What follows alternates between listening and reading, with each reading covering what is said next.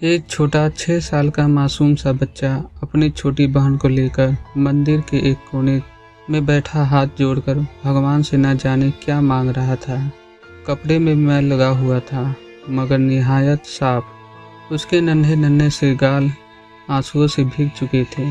बहुत लोग उसकी तरफ आकर्षित थे और वह बिल्कुल अनजान अपने भगवान से बातों में लगा हुआ था। जैसे ही वह उठा, एक अजनबी ने बढ़ के उसका नन्हा सा हाथ पकड़ा और पूछा, क्या मांगा भगवान से? उसने कहा, मेरे पापा मर गए हैं, उनके लिए स्वर्ग मांगा। मेरी माँ रोती रहती है, उनके लिए सब्र मांगा। और मेरी बहन माँ से कपड़े सामान मांगती है, उसके लिए पैसे मांगे।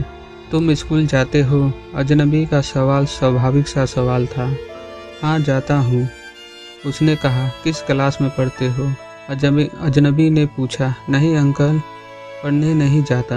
माँ चने बना देती है, वह स्कूल को बच्चों को बेचता हूँ। बहुत सारे बच्चे मुझसे ही चने खरीदते हैं, हमारा यही काम धंधा है। बच्चे का एक एक शब्द मेरी रूह में उतर रहा था।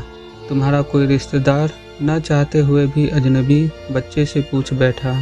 पता नहीं, माँ कहती है गरीब का कोई रिश्तेदार नहीं होता।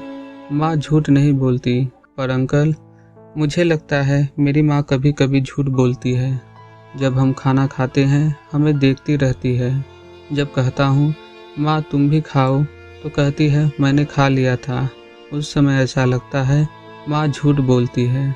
बेटा, अगर तुम्हारे घर का खर्च मिल जाए तो पढ़ाई करोगे? बिल्कुल नहीं। क्यों? पढ़ाई करने वाले गरीबों से नफरत करते हैं। अंकल, हमें किसी पढ़े हुए ने कभी नहीं पूछा, पास से गुजर जाते हैं। अजनबी हैरान भी था और शर्मिंदा भी। फिर उसने कहा, हर दिन इसी मंदिर में आता हूँ, कभी किसी ने नहीं पूछा।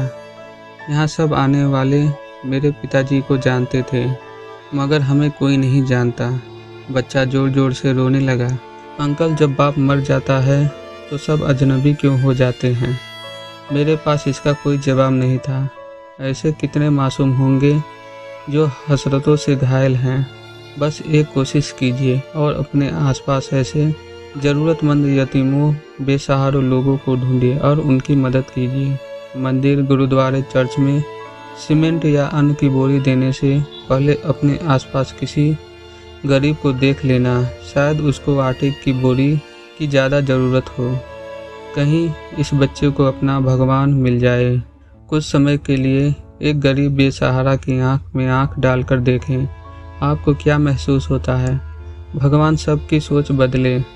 सभी जीवों में भगवान की आत्माओं का वास है। चाहे मनुष्य हो या जीव जंतु, समझने का प्रयास करें। मालिक सबको देखता है।